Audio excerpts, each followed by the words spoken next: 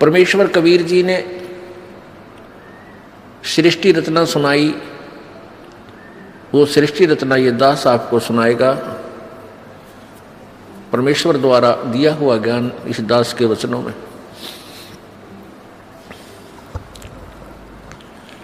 सर्वप्रथम केवल एक ही लोक था जिसको अकय लोक बोलते हैं, अनामी लोक कहते हैं। उसमें परमेश्वर कबीर जी अकेले थे। उसके बाद उस परमेश्वर ने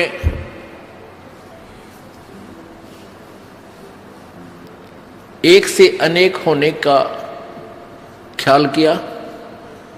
उसके लिए उस परमेश्वर ने अकय लोक से नीचे के 3 लोकों की और रचना की। वो लोक हैं अकय लोक से नीचे का अगम लोक, उससे नीचे का अलख लोक, उससे नीचे का लास्ट वाला चौथा लोक जो है, यानी अनामी अलग अकय लोक से अलग वो तीसरा लोक, और कुल मिलाकर चौथा लोक जो है वो सत्यलोक है। उसी पूर्ण परमात्मा ने, पूर्ण प्रभु ने, कबीर देव ने, कबीर साहब ने अपने ही अन्य 3 रूपांतर और किए। अगम लोक में वो अगम पुरुष कहलाता है, अलख लोक में अलख पुरुष, और सत्य लोक में वो सत्य पुरुष। एक ही परमात्मा अपने 3 रूप बनाकर वहां विराजमान है। परमेश्वर ने सर्वप्रथम सतलोक की रचना की, सतलोक के अंदर सृष्टि रचना की। अपनी सबद शक्ति से 16 पुत्रों की, अपनी प्रथम वचन से 16 द्वीप, 16 स्थान अलग अलग परमात्मा ने बनाए। फिर 16 शब्दों से, 16 वचनों से 16 पुत्रों की उत्पत्ति की, और उन सबको कहा कि तुम अपने अपने द्वीप में अलग अलग रहो। उसके पश्चात परमेश्वर ने, कबीर जी ने अपने पुत्र उन 16 में से जो अचिंत है उससे कहा कि अचिंत आप अन्य रचना आप करो। अब अचिंत ने परमेश्वर से प्राप्त शक्ति के आधार से इस अक्षर पुरुष अर्थात परब्रह्म की उत्पत्ति की। अक्षर पुरुष स्नान करने के लिए उस मान सरोवर में चला गया जो परमात्मा ने ही उन सब द्वीपों के साथ ही रचना की थी। ये सरोवर तालाब आदि एक जैसे शहर के, नगर के अंग ही होते हैं, ऐसे इस मान सरोवर के अंदर वो स्नान करने के लिए गया, क्योंकि वहाँ श्वासों से शरीर नहीं है। सतलोक में श्वासों से शरीर नहीं है, और वहाँ ऐसा शरीर है जो बगैर वायु के भी रह सकते, वहाँ जीवित रहते हैं।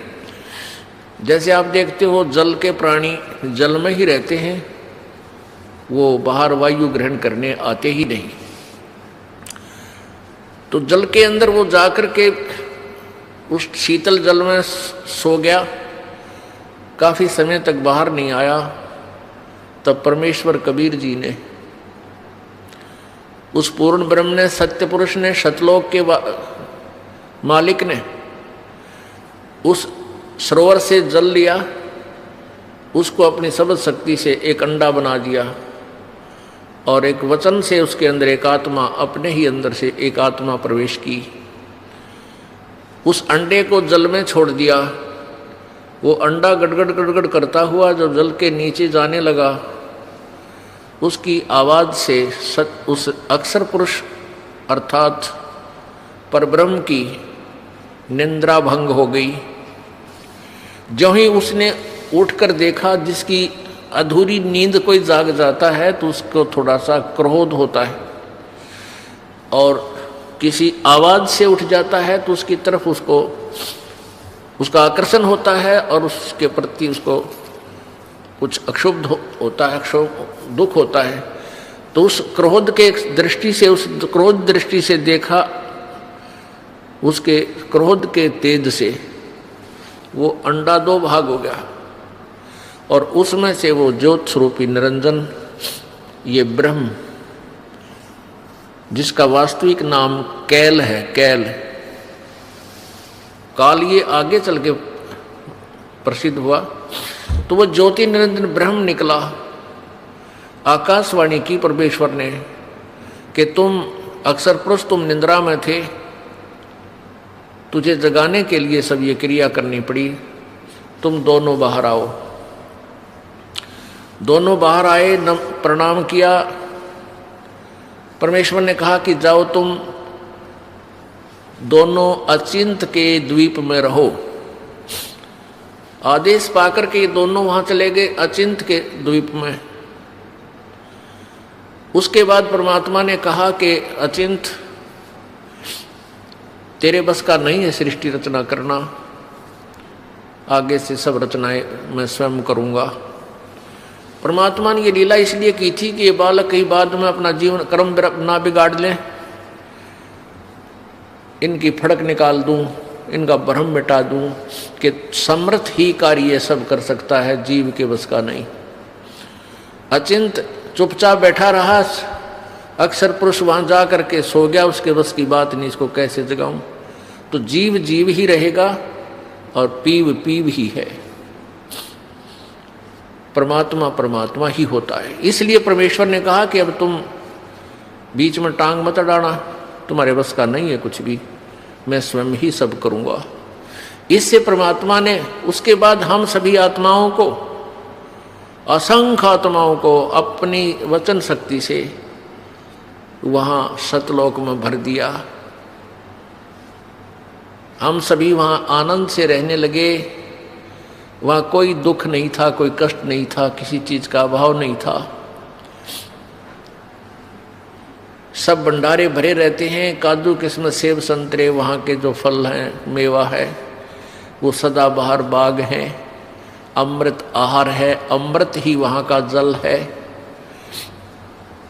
और कोई काम नहीं, ये नाड़ी वाला शरीर नहीं, शुक्रम अकायम ऐसनाविरम। वहाँ हमारा जो शरीर है वो बगैर स्नायु का है और ये माता पिता के योग से बने हुई शुक्र से बना हुआ हमारा शरीर नहीं है। तो वहाँ कोई रोग नहीं, कोई बीपी हाई ना, कभी लो नहीं, किसी प्रकार का कोई शुगर नहीं, ना वहाँ कैंसर, ना फेफड़े खराब हो, ना गुर्दे खराब हो, कोई भी कष्ट नहीं, किसी चीज़ का अभाव नहीं, कोई काम नहीं, सुंदर आहार, सदाबहार बाग, हर चीज़ वहाँ उपलब्ध रहती है। चार मुक्ति जहाँ चंपी करती माया होरी दासी, दास गरीब अभय पद पर से वहाँ मिले राम अविनाशी। वहाँ जहाँ जैसे यहाँ की चौथी मुक्ति ब्रह्मलोक में जाना होता है, वहाँ पर अपने पुण्यों के आधार से कुछ दिन स्वर्ग के अंदर वो सुविधाएं जो प्राप्त हैं, जैसे होटल में जाके अपनी ही पूंजी से ये प्राणी सुविधाएं प्राप्त करता है और पूंजी समाप्त होने के बाद फिर अपने कर्म क्षेत्र में आ जाता है जहाँ वो काम करता है। इसी प्रकार स्वर्ग, महास्वर्ग, चौथी मुक्ति जो प्राप्त करते हैं यहाँ की साधना से, वो ऐसा समझो जैसा शिमला के अंदर कोई सेठ साहूकार व्यक्ति, धनी व्यक्ति गर्मियों के दिनों में 2 महीना विश्राम करावे, अपने 20-30 हज़ार रुपये ले जावे और सब अपनी जेब से खाओ पियो मस्ती मारे, बर्बाद करके वापस अपनी फिर दुकान पा बैठे, फिर कर्म करे, फिर पैसे बचावे, अगली गर्मियों में फिर 2 महीने घूम आवे। ऐसा यहाँ की स्वर्ग, महास्वर्ग अर्थात ब्रह्मलोक तक की उपलब्धि है, प्राप्ति है, का फल है।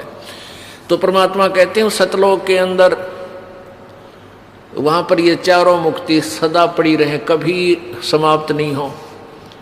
जो सुख यहाँ कि चौथी मुक्ति प्राप्त प्राणी को है, वहां आपका कभी समाप्त नहीं होगा। वो आपके चरणों में इतना सुख सदा रहेगा और सदा था।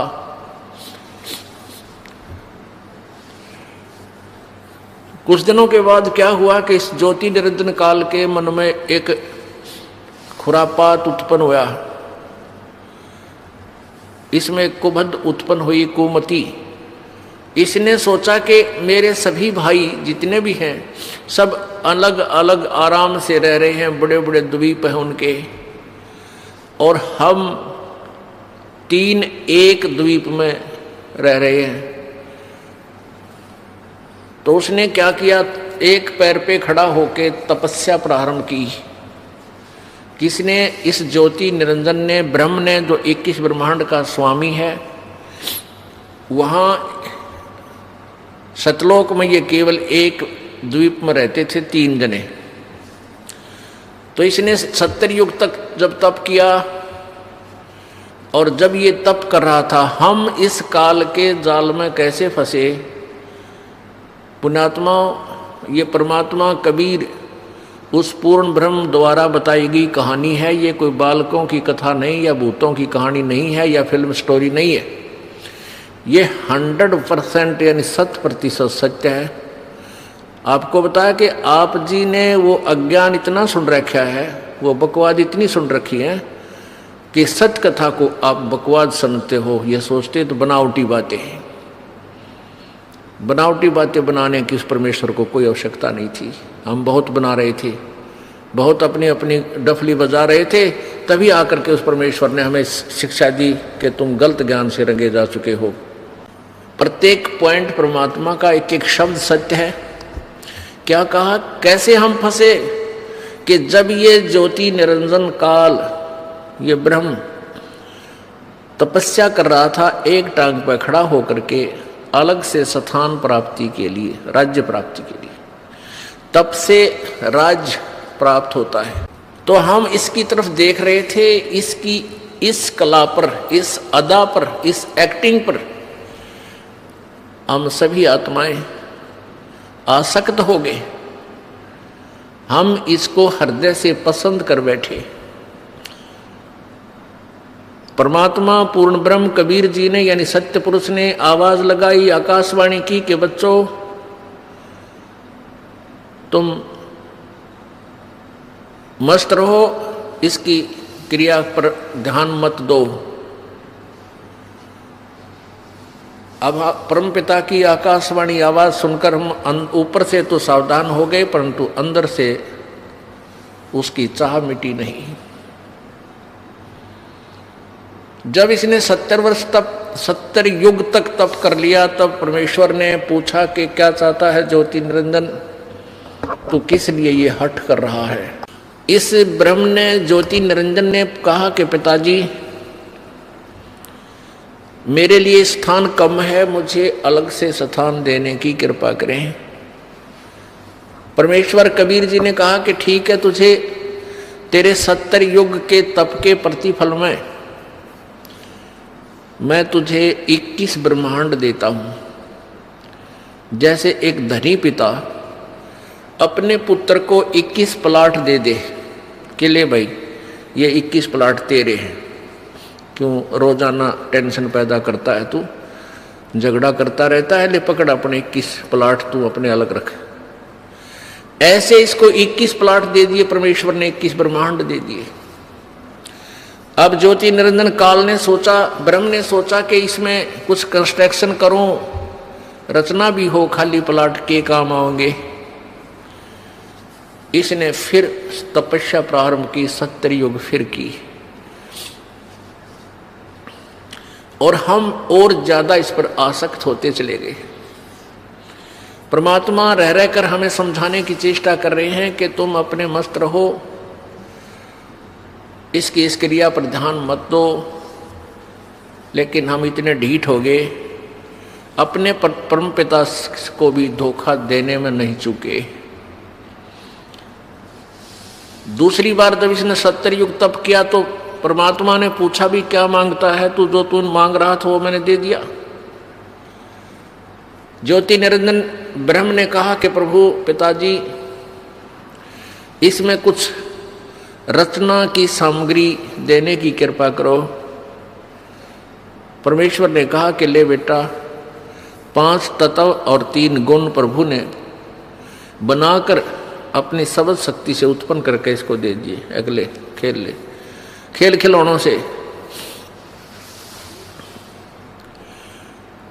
अब इसने सोचा भी कंस्ट्रक्शन भी कर लूंगा, फिर अकेले का जी लग गया 21 प्लाटों में, तो संतान भी चाहिए, यानी मेरे साथ कुछ आत्माएं भी हों, मेरे साथी हों, मिलजुल कर वहां रहें आराम से। इस दृष्टिकोण से इसने फिर तपस्या की। उस समय इसने 64 युग तक जब तप कर लिया, तब परमेश्वर कबीर जी ने, सत्य पुरुष ने पूछा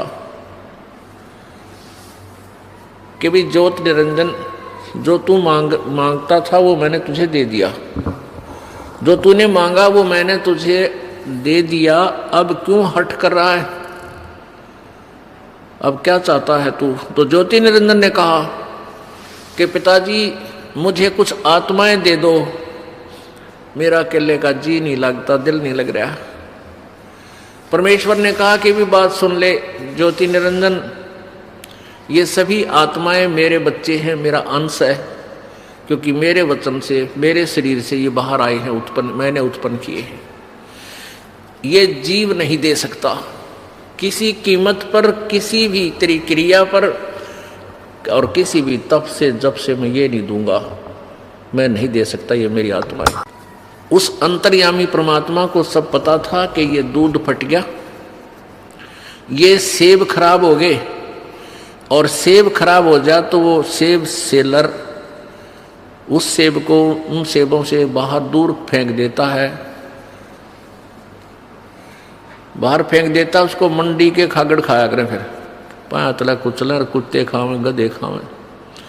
तो ऐसे हम सभी आत्माएं उस परमात्मा की दृष्टि से गिर गए, हम पतिव्रता पद से गिर गए, क्योंकि हम इस ज्योत निरंजन को अंतर आत्मा से चाहने लगे, और पिताजी के कहने के बावजूद भी हमने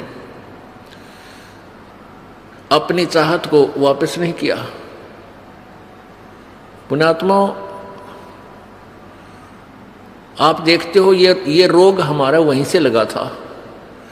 ये आप देखते हो, ये हीरो और हीरोइन, अभिनेता अभिनेत्री अपने रोजी रोटी के लिए नाचना कूदना, चटक मटक डायलॉग बना बना के इसे गाँव में नाच बजावे, और हम उनके ऊपर आसक्त हो जाते हैं, युवा बच्चे। और माता पिता कितना इनको धमका ले टेलीविजन ना देखियो, कितना इनको कह ले कि सिनेमा देखने मत जाइयो, कहेंगे को नहीं जावा, और सिनेमा का वहाँ पाऊंगी। यहाँ इस बरवाला में, हिसार में या कहीं आसपास पता लग जाए युवा बच्चों को कि वहाँ हिसार में कोई अभिनेत्री आई है या कोई अभिनेता, ये नाच कूद करनी है, फिल्मों में कार्य करने वाले ये आया है, तो देखे इनका जम घटे, भगवान इतने इकट्ठे हो जाएंगे, कहाँ से खड़ा है, आधा किलोमीटर दूर से एडी ठाठा देखे जा, वो खड़ा स्टेज पे, वो खड़ी, और लेना एक ने देने दो, सारा दिन धक्के खा के और उल्टे आ जा। तो बेमतलब वो अपने पैसे के लिए, अपनी रोजी रोटी के लिए उछल कूद कर रहे, और हम फ्री में उनके लिए वहां धक्के खाते आन रहे। तो ये रोग हमारे वहां लगा था। तो हम अपने उस मूल मालिक ने, उस परम पिता पर आसक्त रहे नहीं, जो सारे सुख देता, कोई रोग नहीं, कोई दुख नहीं, कोई किसी की मृत्यु नहीं, किसी का बेटा मरे नहीं, किसी की बेटी मरे नहीं,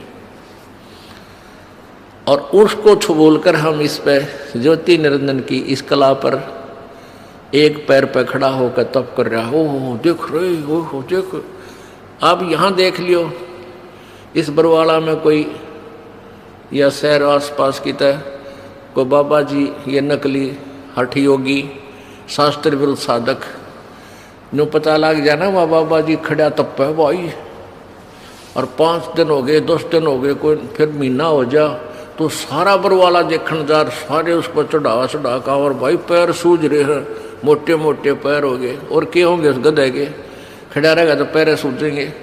परमात्मा ने भक्ति करने का तरीका बताया है वेदों में, गीता जी में, बिल्कुल आसान मार्ग है, सहज मार्ग है, वो तो किया नहीं। तो उस पर आसक्त हो जाए। किसी को कह दे भाई बैठ कर भजन कर ले, यू नाम है, ये मंत्र हम जो आपको बताते सबसे आसान, यू ना बने। और न्यू के पेट पलनिया जाऊंगा और कावड़ लाऊंगा, फुदड़ फुदड़ पैदल जाकर, पैदल कितना डले डुवाले डोलेगा, पर बैठ कर मंत्र 2 माला करते हैं, अंगड़ाई टूटने लग जाए, चल लगे तो घूम का वहाँ। अब घूमा पर घूमना पर हो गया अपने पाछे, फिर कौन बैठने देगा। तो कहने का भाव ये कि हमारा यह बीमारी वहाँ से लगी हुई है, अब इसको हमने दोबारा सेट करना है। अब ये ज्ञान से सेटिंग होगी। ये जो कथा आपको दास बता रहा है, ये परमात्मा की बताई हुई है, किसी बालक का ज्ञान नहीं है। इसको आपने हृदय में लिख लेना है, और तब इस ज्ञान को, अध्यात्म ज्ञान को आप समझ पाओगे। नहीं तो ऐसे ही भ्रमित रहेंगे, क्योंकि सृष्टि रचना के बिना कोई भी सिर पैर किसी शास्त्र का आप समझ नहीं सकते। ये मास्टर की है, ये मुख्य चाबी है सदग्रंथों को समझने की और आध्यात्मिक ज्ञान को जानने की। तो परमेश्वर ने कहा भाई बात, एक शर्त है मेरी, एक शर्त पर मैं तेरे साथ अपनी इन आत्माओं को भेज सकता हूं, यदि कोई सब इच्छा से तेरे साथ जाना चाहते हो तो चले जाएंगे, फिर मैं उनको आज्ञा दे दूंगा। ज्योति निरंजन ये ब्रह्म हमारे पास आया। सभी आत्मा जो आज गधा कुत्ता सुअर मच्छर माखी गंदी लाड़ी के कीड़े हैं, जल के कीड़े जलचर बने हुए हैं, या ब्रह्मा विष्णु महेश बने हुए हैं, या दुर्गा बनी है, माताएं बनी हैं, जितनी देवियां बनी हैं, देवता बने हैं, ये सभी हम वहाँ सतलोक में रहा करते हैं। ये ज्योति निरंजन हमारे पास आया। ओए होए, हम तो पहले चाह रहे थे इसको जैसे यहाँ कोई आ जाए हीरो, और फिर देखे हीरो बालक पता लगते तो उनसे पता लगा, रोटी छोड़ के भाग लेंगे, हीरो आ गया, हीरो आ रहा, हीरो आ रहा है, वहाँ जा खड़े होंगे। तो ऐसे हम सभी उसके चारों तरफ घूम गए, झूम गए। उसने कहा कि भाई ऐसा है, मैंने पिताजी से 21 ब्रह्मांड लिए हैं और उसमें रचना करने की सामग्री भी ली है, आप मेरे साथ चलोगे? वहाँ से बनाऊंगा, स्वर्ग बनाऊंगा, महास्वर्ग बनावाएंगे, हैं वहाँ से ऐसे लगाएंगे, मेवा लगाएंगे, ऐसे करेंगे। तो हमने कहा कि हम तैयार हैं, यदि पिताजी आज्ञा दे दें तो हम आपके साथ चल पड़ेंगे। ज्योति निरंजन ने परमपिता से जाकर कहा कि पिताजी कुछ आत्माएं सब इच्छा से मेरे साथ जाने के लिए एग्री हैं, सहमत हैं। परमेश्वर ने कहा कि मेरे सामने उनसे स्वीकृति दिला तब मैं मानूं। परमेश्वर कबीर देव, सतपुरुष कबीर देव, कबीर साहब वहाँ आए और हम सबसे कहा कि भी जो आत्मा इस ज्योति निरंजन के साथ जाना चाहता है वो हाथ खड़ा करके स्वीकृति दे। अब पिताजी के सामने जो रोज ये कहा करता कि इसकी तरफ मत देखो, हम सभी शर्मिंदा हो गए और नीची गर्दन कर ली, कोई नहीं बोला, सन्नाटा छा गया। परमेश्वर ने फिर कहा कि भाई बोलते क्यों नहीं तुम? ये ज्योति निरंजन तो कह रहा था कि कुछ आत्माएं मेरे साथ चलने को तैयार हैं, बताओ कौन है? परमेश्वर ने कहा भी ज्योति निरंजन तो झूठ बोल रहा था, कोई भी तेरे साथ जाने को तैयार नहीं है। तो ऐसा सुनकर एक कर्महीन आत्मा ने सबसे पहले स्वीकृति दी कि मैं जाना चाहता हूं, मैं जाना चाहता हूं। अब फिर हमने सोचा कि सारी लूट ये अकेला लूट जा, वो आत्मा अकेली ही लूट जा। तो फिर हमने भी सारा, जैसे बच्चे क्लास में नहीं होते, अध्यापक पूछता है भाई जिसका प्रश्न याद है वो हाथ खड़ा करे, पहले डरता डरता एक आधा कराया करे, फिर उसको देखते सारे कर दे कदे हमारे पिटाई हो जा। तो सभी के हाथ लहरा रहे हैं। परमात्मा बोले भाई ठीक है। ज्योति निरंजन तू जा अपने ये 21 ब्रह्मांड जो प्लाट थे ये ऊपर ही थे सतलोक के अंदर एक कोने में बहुत दूर। परमेश्वर ने कहा कि तू जा अपने उन प्लाटों में, इन सभी आत्माओं ने जो तेरे साथ जाने की स्वीकृति दी है ये मेरे कंप्यूटर में आ गई, इनकी सब के नंबर, इनको मैं अपने हिसाब से भेजूंगा और तेरे पास ये आ जाएंगे। ज्योति निरंजन चला गया। उस समय परमेश्वर कबीर जी ने उस आत्मा का जिसने सबसे पहले हिम्मत की थी अपने परम पिता से विमुख होने की, उसका एक लड़की रूप बना दिया, एक लड़की का रूप बना दिया। लेकिन उसको स्त्री इंद्री नहीं लगाई परमात्मा ने, बाकी स्वरूप लड़की का बनाया। इसमें भी कोई राज था दाता का। ये देखना चाहते थे कि ये नीच आत्मा ये निरंजन कितना और गिरावट में आता है, और हम सभी आत्माओं को सूक्ष्म रूप बनाया, बीज रूप, और दुर्गा के शरीर में अपने वचन शक्ति से प्रवेश कर दिया। जैसे आप देखते हो कि डॉक्टर बताते हैं कि 1 मिलीग्राम ब्लड में अरबों खरबों जीवाणु होते हैं, और उस ब्लड को निकाल कर वो दूसरे में डाल देते हैं। अरबों खरबों जीवाणु एक से दूसरे में चले जाते हैं। ऐसे परमेश्वर ने अपने वचन शक्ति से यानी उस सिरंज से इंजेक्शन से वचन इंजेक्शन से सभी को सूक्ष्म रूप दे करके और उस दुर्गा के शरीर में प्रवेश कर दिया। उस लड़की का नाम प्रकृति देवी रखा। प्रकृति आगे चल के यही दुर्गा अष्टांगी आदि नामों से प्रसिद्ध हुई। त्रिदेव जननी यही प्रसिद्ध हुई। सभी आत्माओं को उसमें प्रवेश कर दिया।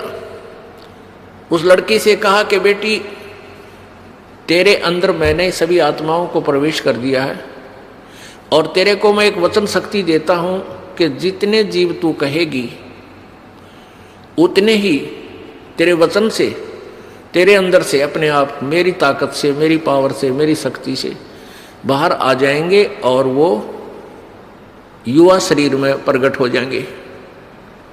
नर और मादा जितने भी तू चाहेगी बना देगी। और अपने पुत्र सहजदास से कहा कि जा सहजदास अपनी बहन को, वो सहजदास कौन है जो सबसे पहले 16 पुत्र उत्पन्न किए थे, उनमें से एक है सहजदास, कि जा इस लड़की को अपनी बहन को ज्योति निरंजन के पास छोड़या। अब सहजदास अपने परम पिता की आज्ञा पाकर अपनी बहन दुर्गा को लेकर के ज्योति निरंजन के पास गया। प्रभु आदेश से उसे कह दिया, और आदेश दिया था प्रभु ने जोगजीत को कि सहजदास को कि बता देना उसको कि इस लड़की के अंदर मैंने सब आत्माएं प्रवेश कर दी हैं, और इस लड़की को शब्द शक्ति दे दी है, जितने जीव तू कहेगा ये उत्पन्न कर देगी। सहजदास ने जाकर के ज्योति निरंजन से कहा कि परमेश्वर ने, पिताजी ने सभी जीवात्मा जो तेरे साथ आना चाहती थी सबको सूक्ष्म रूप दे करके बीज रूप में और इस लड़की में प्रवेश कर दिया है, और इसको शब्द शक्ति दे दी है कि जितने जीव ये तू चाहेगा ये उसी से मैं उत्पन्न कर देगी, नर और मादा। ऐसा कहकर के जो सहजदास वापस आ गया, वहां दुर्गा यानी ये प्रकृति और वो काल ज्योति निरंजन दोनों रह गए। अब युवती होने के कारण लड़की का रंग रूप निखरा हुआ था, और ज्योति निरंजन के अंदर ये काम वासना का अंकुर फूट गया। उस युवा लड़की को देखकर इसके अंदर दुर्विचार उत्पन्न हुए। लड़की के साथ दुर्व्यवहार करने की चेष्टा की, उसके साथ बदतमीजियां प्रारंभ की। दुर्गा समझ गई कि इसकी नीयत में दोष आ चुका है। प्रकृति देवी ने कहा कि ज्योति निरंजन मेरी एक अर्ज सुन ले, तू ये पाप मत कर, तू मेरा बड़ा भाई है, मैं तेरी छोटी बहन हूं। तू पहले परमात्मा ने अंडे से उत्पन्न किया, उसके बाद हमारी उत्पत्ति की। और बहन भाई का ये नाता, ये दुराचार महाघोर पाप होता है, ऐसा जुल्म मत कर। अब ज्योति निरंजन ने एक नहीं सुनी उस देवी की, हर संभव यातना भी उसने कैंसिल कर दी, रिजेक्ट कर दी। तब दुर्गा ने सोचा कि अब तेरी इज्जत के बचाव का कोई विकल्प नहीं बचा। तब उसने अपना सूक्ष्म रूप बनाया, और जो ही उसने बकवादों के लिए मुंह खोल रखा था, अभद्र तरीके थे, उसके मुख के माध्यम से और पेट में पहुंच गई। वहां से प्रार्थना की, हे पिताजी, हे सत्य पुरुष, मेरे साथ ऐसे ऐसे इस ज्योति निरंजन ने बदतमीजियां की, मेरे साथ ये दुष्कर्म करना चाहता था, मैंने इसके पेट में शरण ली, मेरी रक्षा करो। तब परमात्मा मालिक को मालूम था कि न के टिड्डे देगा यो, आज तक प्रसन्न हो गए इसके साथ जाने के लिए, बैठ लिए इसकी रेल में, आगे देखो क्या जुल्म करेगा इनके साथ। पता था परमेश्वर को। तो परमात्मा पूर्ण ब्रह्म स्वयं ही अपने पुत्र जोगजीत का रूप धारण करके और वहां प्रकट हो गए इस काल के लोकों में। ये ऊपर ही थे सतलोक में। वहां जाकर कहा कि ज्योति निरंजन सुन ले आदेश परमपिता का। परमपिता बोल ही रहे थे, आज से तेरा नाम काल होगा। 1,00,000 मानव शरीरधारी प्राणियों का तो नित सूक्ष्म शरीर से का तो नित आहार करेगा। 1,00,000 मानव शरीरधारी प्राणियों से निकले उस गंध को तू नित खाया करेगा, और 1,25,000 उत्पन्न करेगा। और आज से तुम्हें यहां से निष्कासित कर किया जाता है, चले जाइयो यहां से तुम दोनों के दोनों।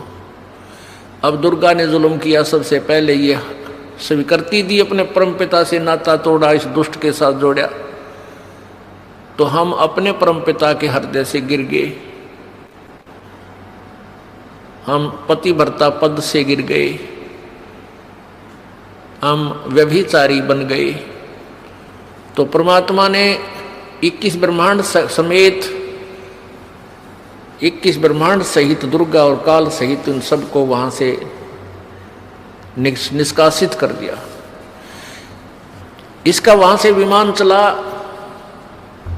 21 ब्रह्मांड ऐसे चल पड़े जैसे विमान चलता है मालिक का आदेश पाते ही। और सतलोक से 16 शंख कोश की दूरी पर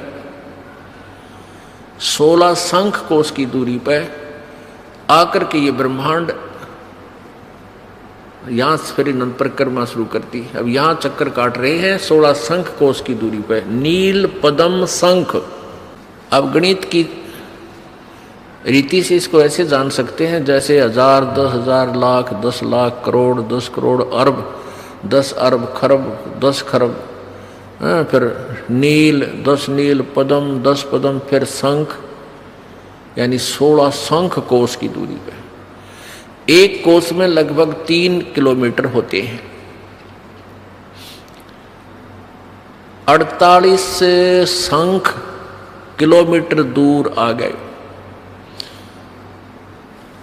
पुण्यात्माओं, अब इस काल ने सोचा कि मुझे जो सजा मिलनी थी वह मिल गई, अब मैं मनमानी करूंगा। अब उसने दुर्गा के साथ फिर वही लड़की को उसके पेट से निकाल दिया परमात्मा ने। वहीं दुर्गा को इस ज्योति निरंजन के पेट से अपनी शक्ति से निकाल दिया। इसका पेट चीर का ऑपरेशन करके, वचन से ऑपरेशन हो जाता है परमात्मा का, वचन से ही सारे ब्रह्मांड बन जाते हैं। अब इस काल ने फिर ज्योति निरंजन ने फिर दुर्गा के साथ बदतमीजी की।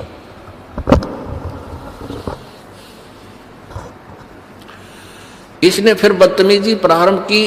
दुर्गा ने फिर प्रार्थना की कि ज्योति निरंजन, पहले तो तू मेरा बड़ा भाई, मैं छोटी बहन हुई तेरी, और फिर मैं तेरे पेट से बाहर आई हूं, तेरी बेटी होगी।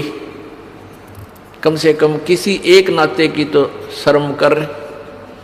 इसने एक नहीं मानी और अपने नाखूनों से, अपने पावर से लड़की का प्रजनन इंद्री बनाई और उसके साथ फिर जबरदस्ती शादी की। उससे ये 3 पुत्र उत्पन्न किए, रजगुण ब्रह्मा, सतगुण विष्णु, तमगुण शिव जी। तीनों को एक एक गुण युक्त कर दिया। पुण्यात्माओं, ये कथा है जो परमेश्वर कबीर जी ने बताई। अब इस कथा को यदि हम एज इट इज छोड़ दें, जो कि तो छोड़ दें तो कोई नहीं माने और सब ये कहें ये तो दंत कथा है, बनावटी बातें हैं, ये कि कदे सुनी नहीं, आज तक किसी ने बताई नहीं, कहाँ प्रमाण है, हमें दिखाओ। तो ये दास आपको ढेर सारे प्रमाण दिखाएगा और उन्हीं सदग्रंथों में दिखाएगा जिसको आप श्रोधार्य मानते हो, एथेंटिक मानते हो, वास्तविक मानते हो। उनमें से कौन कौन से हैं? पवित्र गीता जी, पवित्र 4 वेद, पवित्र 18 पुराण, इनके अंदर और 5वां वेद जो आपको सुना रहा है ये दास, सूक्ष्म वेद ये दास आपको सुना रहा है जो परमेश्वर ने, कबीर जी ने आके बताया।